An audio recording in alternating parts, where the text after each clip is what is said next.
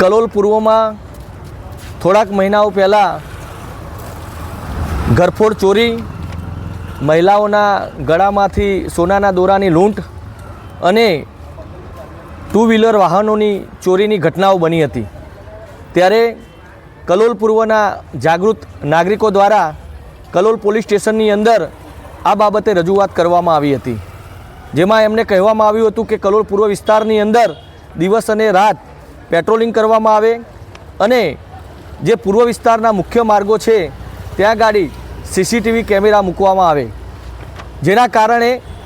આવી પ્રવૃત્તિ કરતા અસામાજિક તત્વોની ધરપકડ થઈ શકે। આ બાબતને ધ્યાને લઈને કલોલ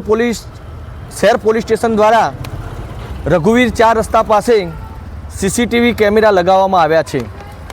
ત્યારે અમે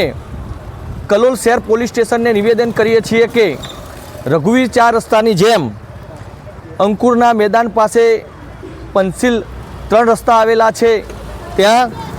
કેએમબી સ્કૂલ અને શાંતિનિકેતન સ્કૂલની બાજુની 4 રસ્તા પર, અમૃતકુંજ ચોકડી પર, ઓએનજીસી રોડ પર જે મથુરેજ ચોકડી છે એની પાસે અને આંબેડકર ચોક જે લવલી ચોકથી તે જાણીતો છે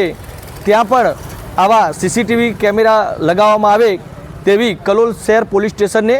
અમે લેખિતમાં રજૂઆત કરી છે।